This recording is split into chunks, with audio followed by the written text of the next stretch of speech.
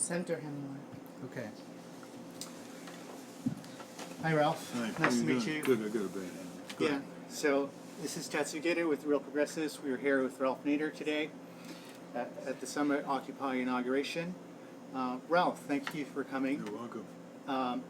So I read your book, Breaking Through Power. It's easier than we think. I thought that the premise is very interesting. You mentioned 700,000 people in one congressional district, and you mentioned that it would take only 2,500,000. How did you arrive at that number particularly? Because that's a very interesting number. We've done it on fewer people, dealing with the air polluters, the water polluters, the food industry that's avoiding nutrition, the tobacco industry, the auto industry. Yep. And we've done it with a few full-time people in Washington and a scattered number of people in congressional districts. So I actually exaggerated the you amount exaggerated. of number of people. But it has to be, say, 1,500 people in each congressional district. They commit 200 to 500 hours a year, like a civic hobby. You're a Congress hobby. 2 to 500 hours total? No, each person. Each person, okay. And raise $200-300 each, and open up full-time offices, and so you can summon your senators and representatives. Do you know there are a lot of secrets to democracy? One is it works. Two is it's easier to make it work than we think. Okay. And three, so few people turn out these days for town meetings, for members of Congress. If you get 200 to turn out, you'll get a representative. And if you get 400, you can get a U.S. senator to come to you.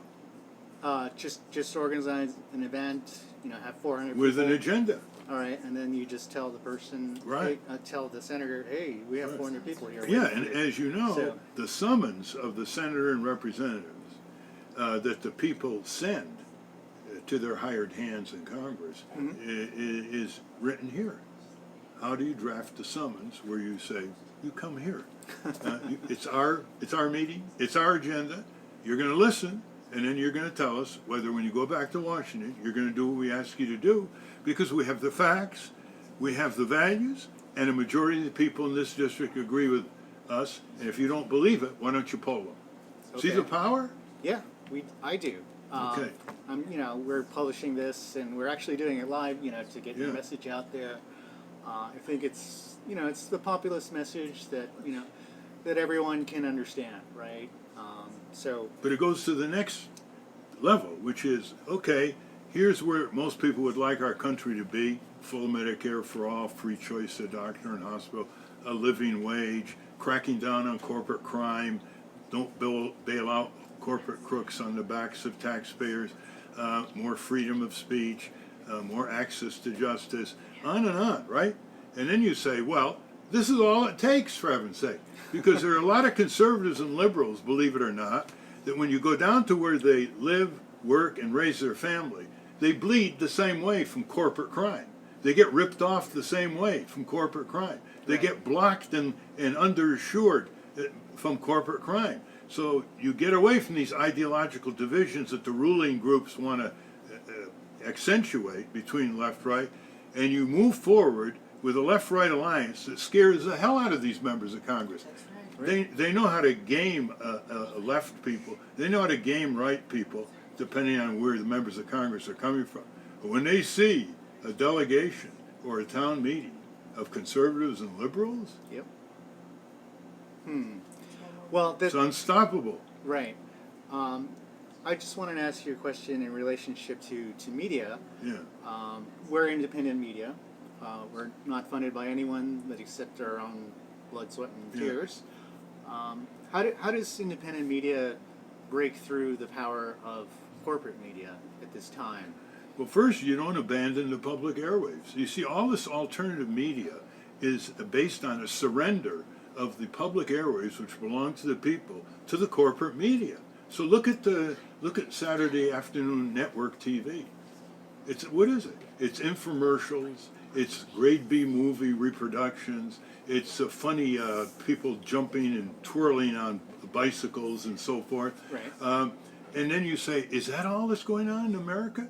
they have hijacked our property. And if independent media spends all this time on the margins, let's take a simple thing. If we own a house, Okay. and the house has been taken over by corporatists, do we spend our time trying to build a tiny shed? Or we say, no, we want part of that house. We're the people. We want time on network TV. We want time on local TV. Do you file a lawsuit? Do you organize mass protests outside of CNN? How do we literally buy back? All or kinds of take easy, back all the kinds of airwaves, easy ways. you know? All kinds of easy ways.